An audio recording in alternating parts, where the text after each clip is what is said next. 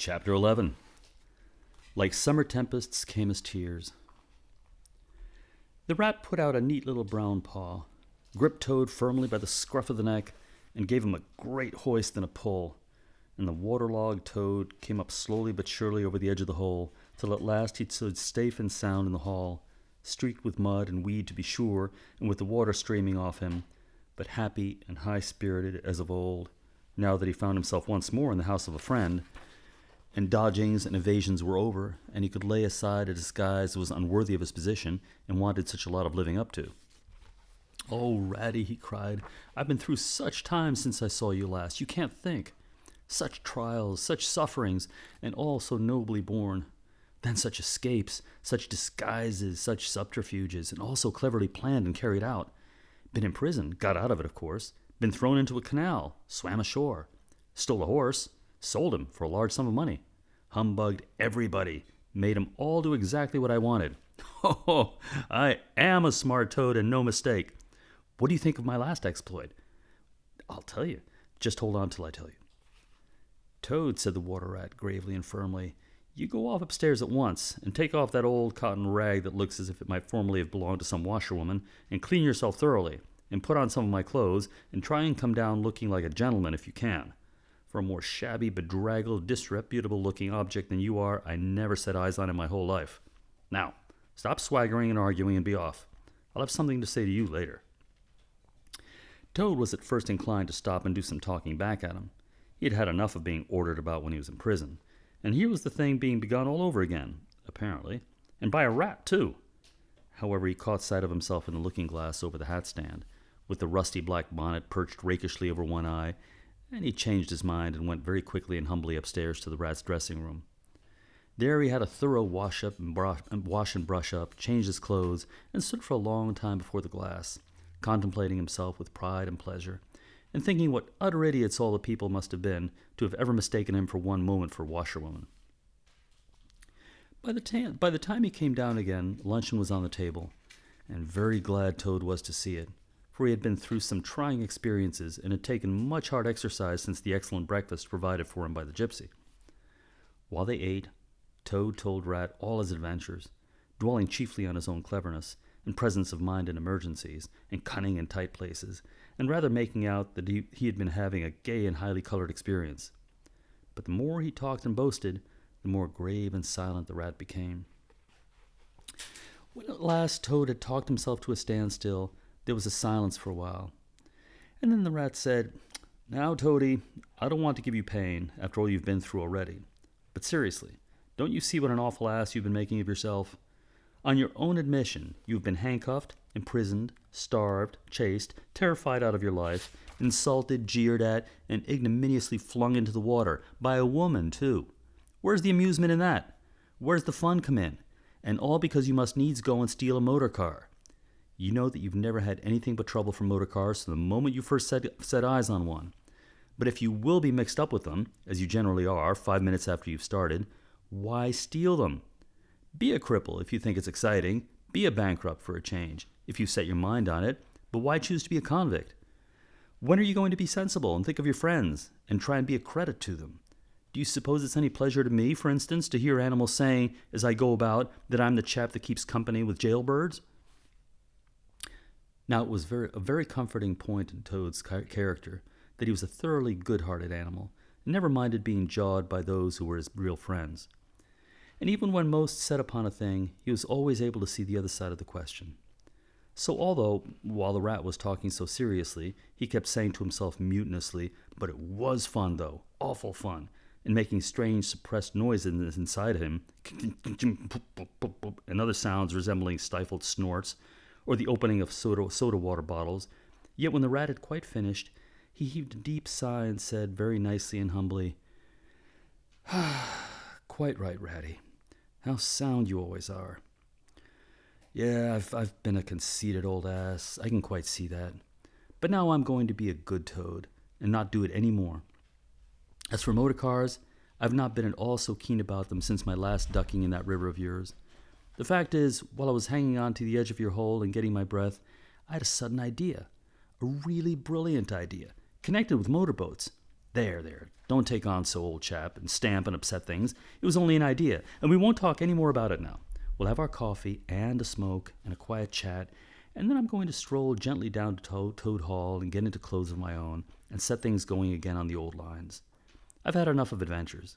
I can lead a quiet, steady, respectable life, pottering about my property and improving it, and doing a little landscape gardening at times.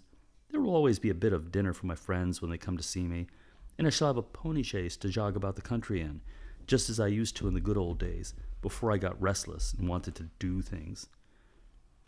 Stroll gently down to Toad Hall, cried the rat. Stroll gently down to Toad Hall? What are you talking about? Do you mean to say you haven't heard? Heard what? Said the toad, turning rather pale. Go on, Ratty, quick, don't spare me. What haven't I heard?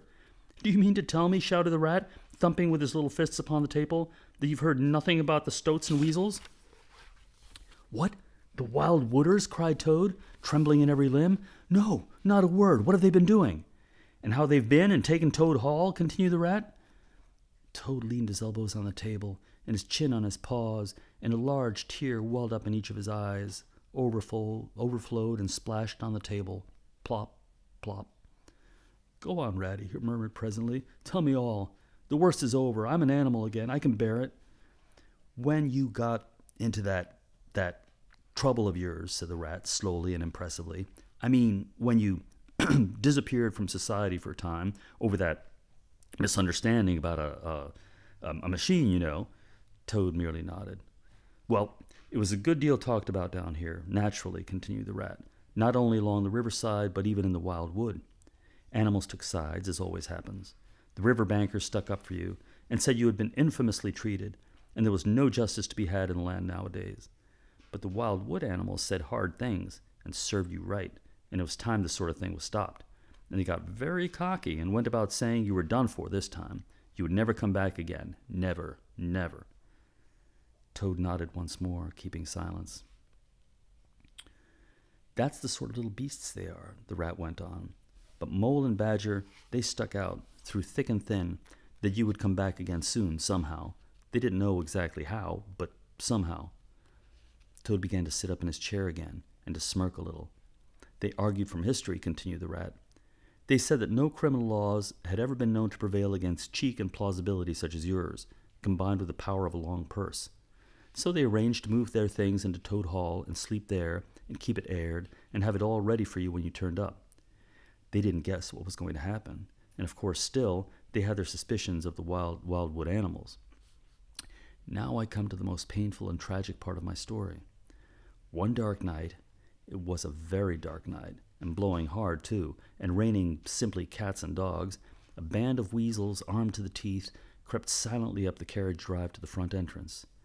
Simultaneously, a body of desperate ferrets, advancing through the kitchen garden, possessed themselves of the backyard and offices, while a company of skirmishing stoats, who stuck at nothing, occupied the conservatory and the billiard room, and held the French windows opening out onto the lawn.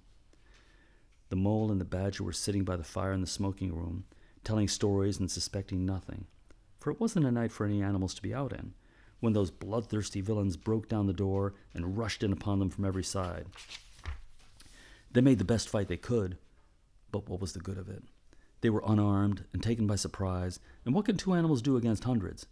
They took and beat them severely with sticks, those two poor faithful creatures, and turned them out into the cold and the wet, with many insulting and uncalled-for remarks. Here the unfeeling Toad broke into a snigger, and then pulled himself together and tried to look particularly solemn. And the wild wooders have been living in Toad Hall ever since, continued the rat, and going on simply anyhow. Lying in bed half the day and breakfast at all hours, and the place is such a mess, I'm told, it's not fit to be seen. Eating your grub and drinking your drink and making bad jokes about you and singing vulgar songs about prisons and magistrates and policemen. Horrid personal songs with no humor in them. And they're telling the tradespeople and everybody that they've come to stay for good. Oh, have they? Said Toad, getting up and seizing a stick. I'll jolly soon see about that. It's no good, Toad, called the rat after him. You'd better come back and sit down. You'll only get into trouble. But the Toad was off, and there was no holding him. He marched rapidly down the road, his stick over his shoulder, fuming and muttering to himself in his anger, till he got near his front gate, when suddenly there popped up from behind the palings a long yellow ferret with a gun. "Who comes there?" said the ferret sharply. "Stuff and nonsense," said Toad very angrily. "What do you mean by talking to me like that? Come out of it at once, or I'll—" The ferret never said a word, but he brought his gun up to his shoulder. Toad prudently dropped flat in the road, and bang! A bullet whistled over his head. The startled Toad scrambled to his feet and scampered off down the road as hard as he could. And as he ran, he heard the ferret laughing, and other horrid little laughs, taking it up and carrying on the sound. He went back very crestfallen and told the water rat. "What did I tell you?" said the rat. "It's no good. They've got sentries posted, and they're all armed. You must just wait." Still, Toad was not inclined to give in all at once. So he got out the boat and set off rowing up the river to where the garden front of Toad Hall came down to the waterside. Arriving within sight of his old home, he rested on his oars and surveyed the land cautiously. All seemed very peaceful and deserted and quiet. He could see the whole front of Toad Hall, glowing in the evening sunshine, the pigeons settling by twos and threes along the straight line of the roof, the garden a blaze of flowers, the creek that led up to the boathouse, the little wooden bridge that crossed it, all tranquil, uninhabited, apparently waiting for his return. He would try the boathouse first, he thought. Very warily he paddled up to the mouth of the creek and was just passing under the bridge when, crash! A great stone dropped from above, smashed through the bottom of the boat. It filled and sank, and Toad found himself struggling in deep water. Looking up, he saw two stoats leaning over the parapet of the bridge and watching him with great glee. "It'll be your head next time, Toady," they called out to him. The indignant Toad swam to shore, while the stoats laughed and laughed, supporting each other, and laughed again, till they nearly had two fits, that is, one fit each, of course. The Toad retraced his weary way on foot, and related his disappointing experiences to the water rat once more. "Well, what did I tell you?" said the rat very crossly. "And now look here. See what you've been and done? Lost me my boat that I was so fond of. That's what you've done. And simply ruined that nice suit of clothes that I lent you. Really, Toad, of all the trying animals, I wonder you managed to keep any friends at all." The Toad saw at once how wrongly and foolish he had acted. He admitted his errors and wrong-headedness and made a full apology to Rat for losing his boat and spoiling his clothes. And he wound up by saying, with that frank self-surrender which always disarmed his friends' criticism and won them back to his side, "Ratty, I see that I have been a headstrong and a willful Toad. Henceforth, believe me, I will be humble and submissive, and I'll take no action without your kindly advice and full approval." "If that is really so," said the good-natured Rat, already appeased, "then my advice to you is, considering the lateness of the hour, to sit down and have your supper, which will be on the table in a minute, and be very patient. For I'm convinced that we can do nothing until we have seen the Mole and the Badger, and heard their latest news, and held conference, and taken their advice in this difficult matter." Yes, of course, the Mole and the Badger," said Toad lightly. "What's become of them, the dear fellows? I'd forgotten all to ask about them." "Well, may you ask," said the Rat reproachfully. "While you were riding about the country in expensive motor cars, and galloping proudly on blood horses, and breakfasting on the fat of the land, these two poor devoted animals have been camping out in the open, in every sort of weather, living very rough by day and lying very hard by night, watching over your house, patrolling your boundaries, keeping a constant eye on the stoats and the weasels, scheming and planning and contriving how to get your property back to you. You don't deserve to have such true and loyal friends, Toad. You don't, really. Someday, when it's too late, you'll be sorry you didn't value them more while you actually had them." "I'm an ungrateful beast, I know," sobbed Toad, shedding bitter tears. "Let me go out and find them, out into the cold, dark night, and share their hardships and try and prove by— Hold on a bit. Surely I hear the chink of dishes on a tray. Supper's here at last! Hooray! Come on, Ratty." The Rat remembered that poor Toad had been on prison fare for a considerable time, and that large allowance had therefore to be made. He followed him to the table accordingly, and hospitably encouraged him in his gallant efforts to make up for past privations. They had just finished their meal and resumed their armchairs when there came a heavy knock at the door. Toad was nervous, but the Rat, nodding mysteriously at him, went straight up to the door and opened it. And in walked Mr. Badger. He had all the appearance of one who for some nights has been kept away from home and all its little comforts and conveniences. His shoes were covered with mud, and he was looking very rough and tousled. But then he had never been a very smart man, the badger, at the best of times. He came solemnly up to Toad, shook him by the paw, and said, "Welcome home, Toad. Alas, what am I saying? Home indeed. This is a poor homecoming, unhappy Toad." Then he turned his back on him, sat down to the table, drew his chair up, and helped himself to a large slice of cold pie. Toad was quite alarmed at this very serious and portentous style of greeting, but the rat whispered to him, "Never mind, don't take any notice, and don't say anything to him just yet. He's always rather low and despondent when he's wanting his victuals. In half an hour's time he'll be quite a different animal." So they waited in silence, and presently there came another and a lighter knock. The rat, with a nod to Toad, went to the door and ushered in the mole, very shabby and unwashed, with bits of hay and straw sticking in his fur. "Hooray! Here's old Toad!" cried the mole, his face beaming. "Fancy having you back again!" And he began to dance around him. "We never dreamt you would turn up so soon. Why, you must have managed the escape, you clever, ingenious, intelligent Toad." The rat, alarmed, pulled him by the elbow, but it was too late. Toad was puffing and swelling already. "Clever? Oh, no," he said. "I'm not really clever, according to my friends. I've only broken out of the strongest prison in England, that's all, and captured a railway train and escaped on it, that's all, and disguised myself and gone about the country humbugging everybody, that's all. Oh, no, I'm a stupid ass, I am. I'll tell you one or two of my little adventures, Mole, and you shall judge for yourself." "Well, well," said the Mole, moving toward the supper table. "Supposing you talk while I eat. Not a bite since breakfast." Oh, my, oh, my. And he sat down and helped himself liberally to cold beef and pickles. Toad straddled on the hearth rug, thrust his paws into his trouser pocket, and pulled out a handful of silver. "Look at that," he cried, displaying it. "That's not so bad, is it, for a few minutes' work? And how do you think I done it, Mole? Horse dealing, that's how I done it." "Go on, Toad," said the Mole, immensely interested. "Toad, do be quiet, please," said the rat. "And don't you egg him on, Mole, when you know what he is. But please tell us as soon as possible what the position is, and what's best to be done, now that Toad is back at last."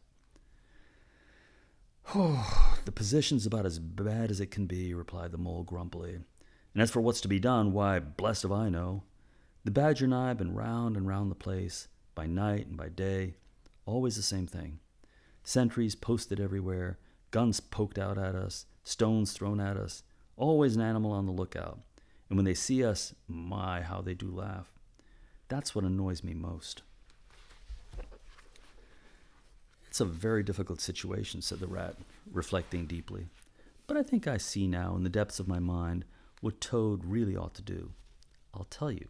He ought to—" "No, he oughtn't," shouted the Mole with his mouth full. "Nothing of the sort. You don't understand. What he ought to do is, he ought to—" "Well, I shan't do it anyway," cried Toad, getting excited. "I'm not going to be ordered about by you fellows. It's my house we're talking about, and I know exactly what to do. And I'll tell you, I'm going to—" By this time they were all three talking at once, at the top of their voices, and the noise was simply deafening, when a thin, dry voice made itself heard, saying, "Be quiet at once, all of you." And instantly everyone was silent. It was the badger, who, having finished his pie, had turned around in his chair and was looking at them severely. When he saw that he had secured their attention, and that they were evidently waiting for him to address them, he turned back to the table again and reached out for the cheese.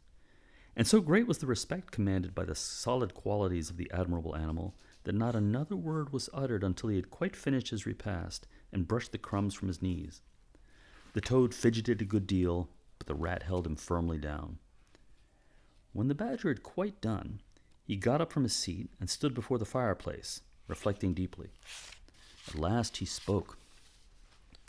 "Toad," he said severely, "you're a bad, troublesome little animal. Aren't you ashamed of yourself? What do you think your father, my old friend, would have said if he had been here tonight, and had known of all your goings-on?" Toad, who was on the sofa by this time, with his legs up, rolled over on his face, shaken by sobs of contrition. "There, there," went on the badger more kindly. "Never mind, stop crying. We're going to let bygones be bygones and try and turn over a new leaf. But what the Mole says is quite true. The stoats are on guard at every point, and they make the best sentinels in the world. It's quite useless to think of attacking the place. They're too strong for us." "Then it's all over," sobbed the Toad, crying into the sofa cushions. "I shall go and enlist for a soldier and never see my dear Toad Hall any more." Come, cheer up, Toady, said the Badger. There are more ways of getting back a place than taking it by storm. I haven't said my last word yet. Now, I'm going to tell you a great secret. Toad sat up slowly and dried his eyes. Secrets had an immense attraction for him because he never could keep one, and he enjoyed the sort of unhallowed thrill he experienced when he went and told another animal after having faithfully promised not to. There is an underground passage, said the Badger impressively.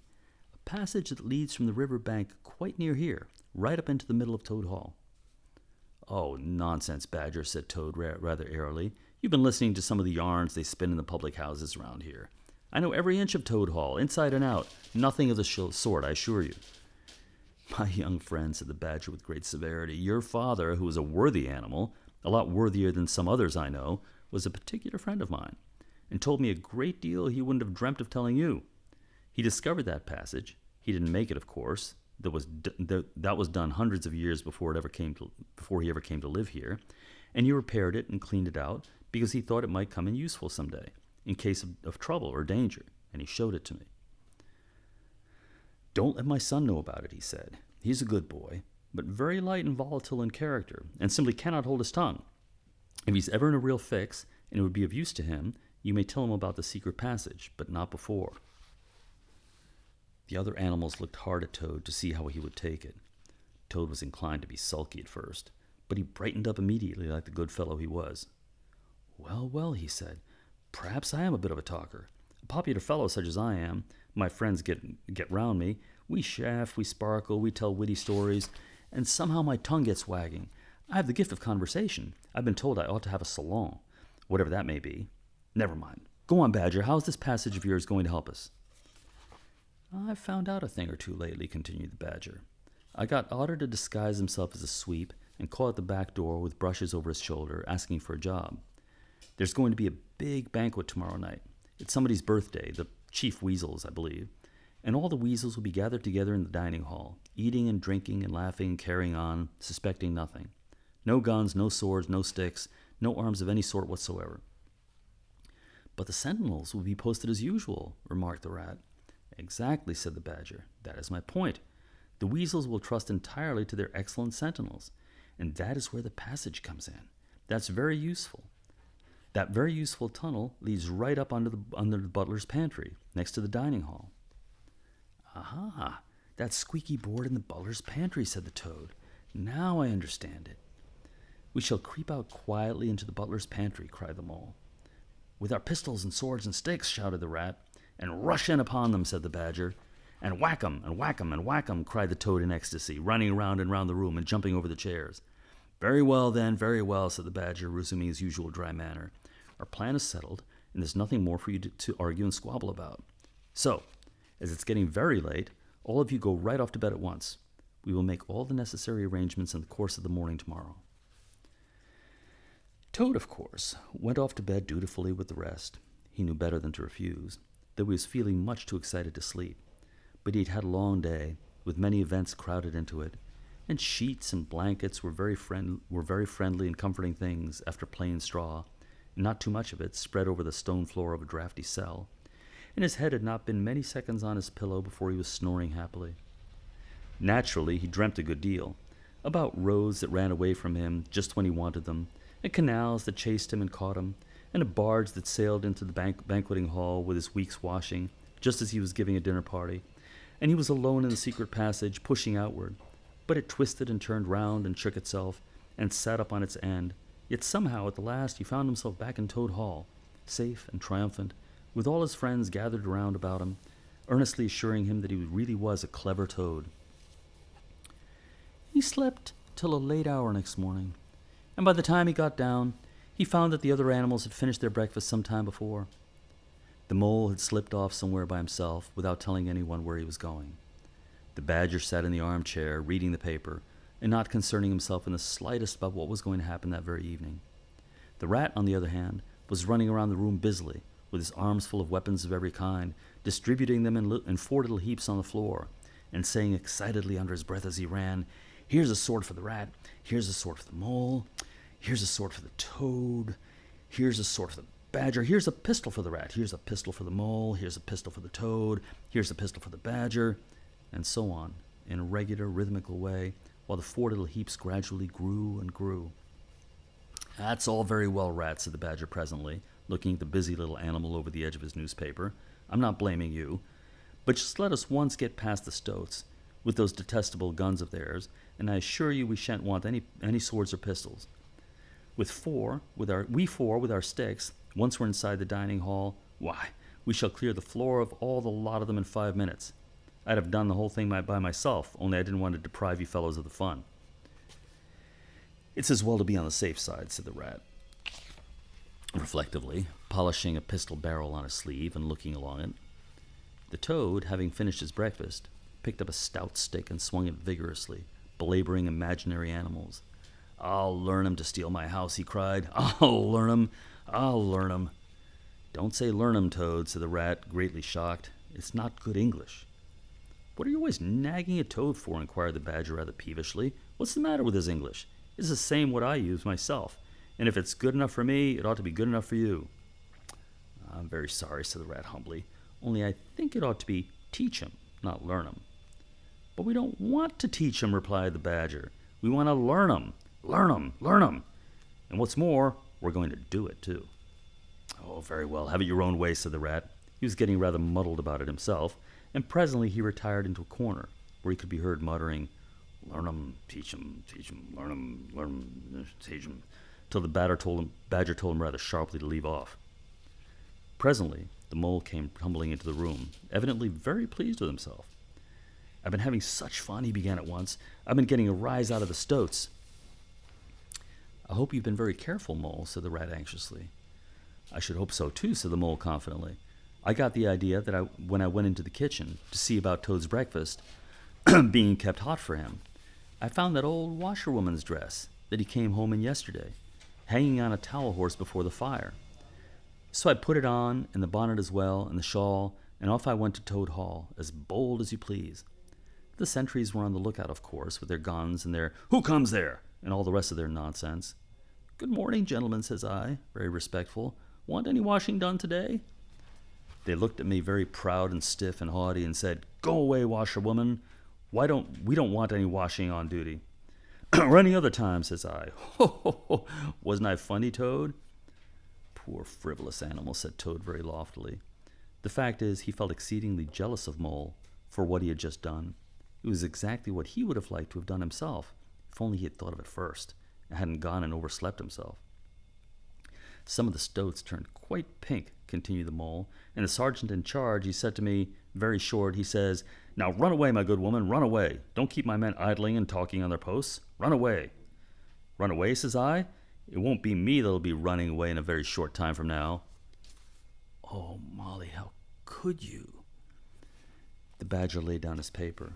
I could see them pricking up their ears and looking at each other, went on the mole, and the sergeant said to them, Never mind her, she doesn't know what she's talking about.